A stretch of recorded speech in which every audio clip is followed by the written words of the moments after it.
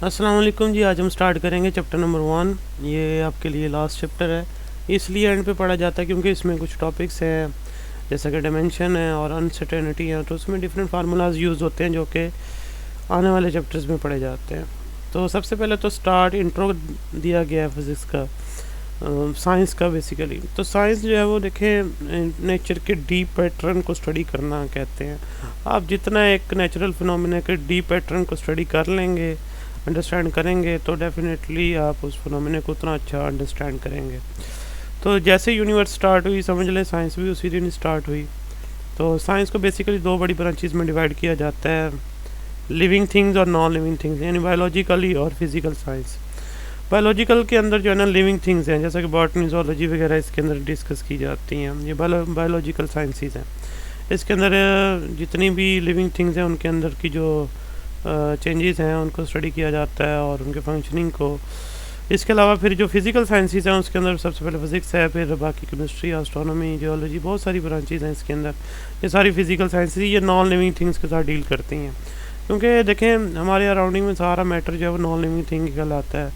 Matter जितनी भी states में मौजूद हो, अब हमारा उसके साथ इंटरेक्शन रहेगा। अगर आपने यहाँ पर टाइम स्पेंड करना है तो डेफिनेटली उन नॉन लिविंग थिंग्स का बिहेवियर भी जानना बहुत ज़रूरी है as compare to living things कह लें। तो यहाँ पर जो आगे फर्दर फिज़िक्स जो हम यहाँ पर डिस्कस करेंगे उसको फंडामेंटली 3 कैटेगरी में डिवाइड किया जाता है। ये उसके फ्रंटेरियर बनाए गए हैं फंडामेंटल उसके। तो इसमें ये सबसे पहला जो है पॉइंट इसका वो ये है कि लार्ज स्केल के ऊपर स्टडी की जाती है यूनिवर्स को। जैसा कि यूनिवर्स इटसेल्फ बहुत बड़ी है, उसको स्टडी करने के लिए हबल स्पेस टेलीस्कोप और बाकी टेलीस्कोप्स काम कर रही है पिछले तकरीबन 30 साल से। अब उसकी जगह नई जो है वो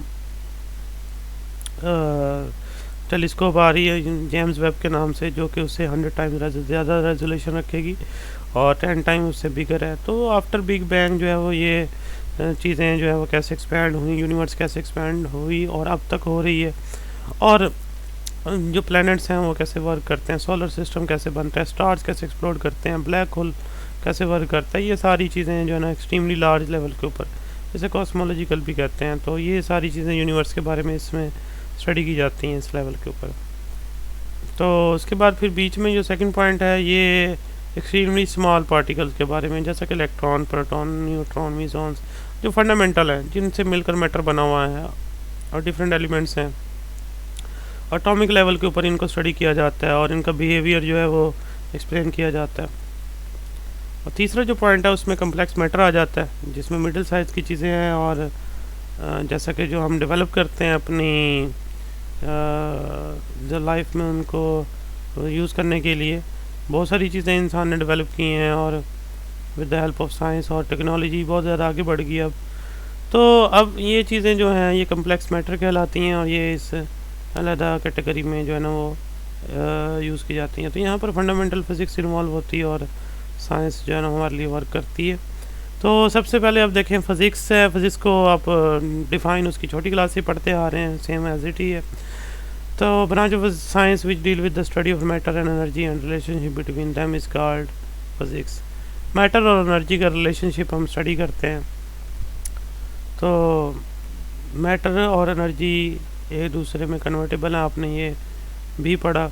तो फिज़िक्स के अंदर जो चीज़ें इन्वॉल्व होती हैं उसमें मोशन है, structure of space time, types of forces, whole the material, interaction of different particles और इलेक्ट्रोमैग्नेटिक वेव्स का मैटर के साथ, इस तरह की ये चीज़ें यहाँ पर हम स्टडी करते हैं। तो ब्रांच ऑफ फिज़िक्स जो है, फिज़िक्स की जो ब्रांचेज हैं वो तो बहुत ज़्यादा हैं, यानी कि यहाँ पर कुछ का जिक्र किया गया जिसके अंदर उसी फील्ड से रिलेटेड जो है ना चीज़ें डिस्कस की जाती हैं। जैसा कि देखें यहाँ न्यूक्लियर फिज़िक्स लिखा हुआ है, ये ब्रांच एटम के न्यूक्लियर पार्ट, यानी कि जो न्यूक्लियस होता है एटम के सेंट्रल पार्ट जिसके अंदर प्रोटॉन, न्यूट्रॉन्स होते हैं, उसका बिहेवियर स्टडी करती है। अब कहने को तो न्यूक्लियस बहुत छोटा है, लेकिन देखें न्यूक्लियस की जो एलिमेंट टू एलिमेंट जो चेंजेस हैं और उसका बिहेवियर है, जैसा कि रेडियो एक्टिव एलिमेंट्स हैं उनके न्यूक्लियस का बिहेवियर चेंज है एज़ कम्पेयर टू स्टेबल, और उसके अंदर जो प्रोटॉन्स हैं उनका बिहेवियर कैसे है विद इन न्यूक्लियस, और न्यूट्रॉन्स हैं वो किससे बने हुए हैं, फंडामेंटल पार्टिकल क्वार्क से बने हुए हैं। तो ये सारी चीज़ें जो हैं वो न्यूक्लियर फिज़िक्स के अंदर स्टडी की जाती हैं। उसके बाद पार्टिकल फिज़िक्स है। पार्टिकल फिज़िक्स के अंदर ये है कि ये इसके अंदर अल्टीमेटली जो पार्टिकल जिससे मैटर बनता है, यानी फंडामेंटल पार्टिकल, जैसा कि इलेक्ट्रॉन है और म्यूऑन्स हैं और इसके अलावा क्वार्क्स हैं, तो इनसे मिलकर बेसिक जो फंडामेंटल यानी कि ये पार्टिकल्स हैं मैटर से, जिनसे मैटर बनता है। और फोटोन भी कंसिडर किया जाता है। फोटोन तो वैसे तो वो पैकेट ऑफ एनर्जी है, उसे क्वांटम मैकेनिकल ऑब्जेक्ट कहा जाता है। और रिलेटिविस्टिक मैकेनिक्स के अंदर नेक्स्ट जो है, इसके अंदर हम ऐसे ऑब्जेक्ट्स को डील करते हैं जिनकी वेलोसिटीज बहुत ज़्यादा होती है, जो स्पीड ऑफ लाइट को अप्रोच करती है, क्योंकि जो क्लासिकल मैकेनिक्स है वो इसको एक्सप्लेन नहीं कर पाती। जब उन चीज़ें हाई स्पीड पे मूव करती हैं तो सिनेरियो बिल्कुल चेंज हो जाता है, तो इसलिए उसके लिए मैकेनिक्स भी सेपरेटली डिस्कस की जाती है, या ये इसमें स्पेशल थ्योरी ऑफ रिलेटिविटी का बहुत बड़ा रोल है। आइंस्टाइन ने ये चीज़ें एक्सप्लेन की थी, मोशन को इन वेल मैनर एक्सप्लेन किया उन्होंने, रिलेटिव मोशन का कंसेप्ट दिया, डायरेक्शन का भी, और फिर जो उनकी स्पेशल थ्योरी ऑफ रिलेटिविटी है उसके अंदर जो है ना इसको एक्सप्लेन किया जाता है। 2 पोस्टुलेट्स हैं उसके, वो आप सेकेंड ईयर में उसको चैप्टर नंबर 19 के अंदर पढ़ेंगे भी सही। नेक्स्ट है सॉलिड स्टेट फिजिक्स। इसके अंदर जो है ना आप कंसर्न करते हैं जो सॉलिड्स हैं उनका इंटरनल स्ट्रक्चर कहता है, इंटरनल स्ट्रक्चर कैसा है, प्रॉपर्टीज़ कैसी हैं, और दूसरा उनका इलेक्ट्रिकल बिहेवियर कैसा है। तो ये सारी चीज़ें सॉलिड स्टेट के अंदर स्टडी की जाती हैं, और कौन सा मटेरियल कहाँ पर सूट करता है, किस जगह पे वो ज़्यादा फेवरेबल है और किस जगह पे सूट नहीं करता, ये सारी चीज़ें इसके अंदर डिस्कस होती हैं। तो फिज़िक्स जो है ना वो फंडामेंटल सब साइंसिस की, बाकी सब साइंसिस को बेस प्रोवाइड करती है, फंडामेंटल लॉज और प्रिंसिपल प्रोवाइड करती है। इसके अलावा ओवरलैप करती है बाकी फील्ड के साथ, जैसा कि नई ब्रांच बनती है फिर physical chemistry, biochemistry, astro physics और हेल्थ फिज़िक्स, इस तरह यहाँ लिखी हुई है। मींस बाकी देखें फिज़िक्स जो फंडामेंटल चीज़ें बताती है, फंडामेंटल लॉज बताती है यूनिवर्स के, वो बाकी ब्रांचेस भी यूज़ करती हैं। इस वजह से कहा जाता है physics is the most fundamental of science, all sciences, यानी कि मदर ऑफ साइंसिस है कह लें, बाकी साइंसिस को बेस प्रोवाइड करती है। तो जो चीज़ बेस प्रोवाइड करेगी वो मोस्टली फंडामेंटल होगी। तो नेक्स्ट देखें अब role of physics in technology. हमारे एवरीडे लाइफ में फिज़िक्स का बहुत बड़ा रोल है इन डेवलपमेंट में और टेक्नोलॉजी को आगे बढ़ाने में। इंजीनियरिंग में जितनी ज़्यादा आगे नई से नई चीज़ें आ रही हैं वो सारी जो है ना फिज़िक्स की बदौलत है। इंफॉर्मेशन मीडिया हो या फास्ट कम्युनिकेशन हो या all part of the world को आपने कनेक्ट किया हो इंटरनेट के ज़रिए, तो ये सारी चीज़ें जो है वो यानी कि इस फिज़िक्स के जो फंडामेंटल रूल्स हैं उसको फॉलो करके ही हम इसको इम्प्रूवमेंट कर रहे हैं इसके अंदर। और दूसरा कि जो इंफॉर्मेशन है, इंफॉर्मेशन टेक्नोलॉजी है, कंप्यूटर नेटवर्किंग है, और ये सारे आइडियाज़ जो हैं ये फिज़िक्स की ब्रांच इलेक्ट्रॉनिक्स से आते हैं, और ये सेमी कंडक्टर से बनते हैं, सिलिकॉन और जर्मीनियम, और इसके अलावा गैलियम आर्सेनाइड, फास्फेट, ये कुछ सिलिकॉन सेमी कंडक्टर्स हैं जिनसे बेसिक कंपोनेंट्स बनाए जाते हैं इलेक्ट्रॉनिक्स के। फिर इलेक्ट्रॉन की मोशन को कंट्रोल करके आप डिफरेंट टाइप्स की टेक्नोलॉजी जो है ना वो यूज़ करते हैं। अब है base physical quantities. Physical quantities जो हैं बेसिकली उन्हें कहा जाता है जो क्वांटिटीज़ मेजरेबल हों और ऑब्जर्वेबल हों, उन्हें हम नाम देते हैं फिज़िकल क्वांटिटीज़ का। तो फिज़िक्स के अंदर जो सबसे पहली चीज़ यही सिखाई जाती है कि फ़िज़िकल क्वांटिटीज़ क्या है। तो फिज़िक्स के लॉज के अकॉर्डिंग जिन चीज़ों को मेजर किया जा सके, ऑब्जर्व किया जा सके और एक्यूरेटली, उन्हें हम फिज़िकल क्वांटिटीज़ का नाम देते हैं। तो all those quantities which can be measured are called physical quantity, जैसे mass, length, time, velocity, force, density, temperature, electric current, volume, acceleration. तो ये सारी फिज़िकल क्वांटिटीज़ जिनको आप एक्यूरेटली मेजर करते हैं। तो फिज़िकल क्वांटिटीज़ को 2 कैटेगरी में डिवाइड किया जाता है, एक बेस क्वांटिटीज़ और दूसरा डायरेक्ट क्वांटिटीज़ हैं।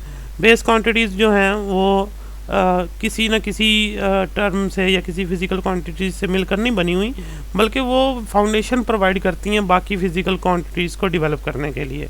तो ये बेस क्वांटिटीज़ कहलाती हैं। ये 7 है इनकी तादाद, और यानी कि ये फर्दर क्वांटिटीज़ को डेवलप करने के लिए इस्तेमाल होती हैं। यानी इनका मल्टीपल और इनका डिवाइडर आप करेंगे तो डेफिनेटली नई क्वांटिटी बन जाएगी। जैसे कि एरिया, लेंथ मल्टीप्लाई विड्थ कर दें तो एरिया बन जाएगा। तो लेंथ बेसिकली बेसिक क्वांटिटी है, और आप 2 लेंथ को मल्टीप्लाई कर रहे हैं तो एक नई चीज़ मिल रही है आपको, तो डायरेक्ट क्वांटिटीज़ होती है। तो base quantities are those quantities which can not be define in term of other quantities. These are minimum number of physical quantities in term of other physical quantities can be defined. The typical example of base quantities are length, mass, time, temperature, electric current, amount of substance और intensity of light। ये 7 है total तादाद में। और drive quantities की तादाद बहुत ज़्यादा है। ये बेस क्वांटिटीज़ की इन कम्बिनेशन से बनती हैं और इनको एक्सप्रेस किया जा सकता है बेस क्वांटिटीज़ के अंदर, तो इनको हम ड्राइव्ड क्वांटिटीज़ का नाम देते हैं, जिसमें वेलोसिटी, एक्सेलरेशन, फोर्स, मोमेंटम वगैरह। तो मेजरमेंट जो है बेसिक बेस क्वांटिटीज़ की, उनको उनके लिए एक स्टैंडर्ड बनाया होता है हमने, एक इंस्ट्रूमेंट बनाते हैं, स्टैंडर्ड क्वांटिटी बनाते हैं, उसके साथ कंपेयर करते हैं, फिर उसका यूनिट बोलने लग जाते हैं उस स्टैंडर्ड क्वांटिटी को, उसके लिहाज से उसे मेजर करते हैं। तो measurement of base quantities 2 steps हैं इसके अंदर। सबसे पहला स्टेप देखें तो चॉइस ऑफ स्टैंडर्ड। स्टैंडर्ड हमने खुद सेट करना होता है एक बेस क्वांटिटी का, जिसके अंदर उसको मेजर करना है। दूसरा, establishment of procedure for comparing the quantity to be measured with the standard so that the number and unit are determined as the measure of that quantity. और फिर आपने प्रोसीजर बताना है कि वो जो क्वांटिटी आप मेजर करना चाह रहे हैं उसका स्टैंडर्ड के साथ आप कंपेयर करेंगे, उसका यूनिट क्या रखेंगे। पहले एक स्टैंडर्ड सेट किया जाता है एक फिजिकल क्वांटिटी के लिए, फिर उस स्टैंडर्ड के अकॉर्डिंग आप कंपैरिजन करते हैं अननोन क्वांटिटी का, और फिर उसका एक यूनिट सेट करते हैं, फिर उसको मेजर किया जाता है। तो आइडियल स्टैंडर्ड के पास ये 2 बातें हैं, करेक्टरिस्टिक्स हैं। आइडियल स्टैंडर्ड जो है ना, उसकी 2 प्रिंसिपल करेक्टरिस्टिक्स हैं। एक तो ये लिखा है कि इट इज़ एसेसिबल और इनवेरिएबल। ये जो चीज़ है ना, ये होना ज़रूरी है। जो भी आप स्टैंडर्ड बनाएंगे किसी क्वांटिटी के लिए, उसमें ये 2 चीज़ें होना ज़रूरी है। एसेसिबल मतलब हर किसी के लिए वो एसेसिबल हो, अवेलेबल हो। दूसरा, इनवेरिएबल, वो वेरी ना करे पर्सन टू पर्सन, या कह लें अगर स्टैंडर्ड है तो उस स्टैंडर्ड का मतलब वो एक जो फिक्स आपने उसकी वैल्यू बना दी है क्वांटिटी की, तो वो वही होनी चाहिए जिसके साथ आप कंपेयर करके बाकी अननोन क्वांटिटीज़ को मेजर करेंगे। सिंपली काउंटिंग नहीं होती यहाँ पे, पूरा कंपैरिजन करेंगे, फिर उसका एक यूनिट बनाएंगे, उसके अंदर उसको मेजर करेंगे। दीज टू, अब वो कहता है कि it is accessible and it is invariable. These 2 requirements are often incompatible and compromise has to be made between them.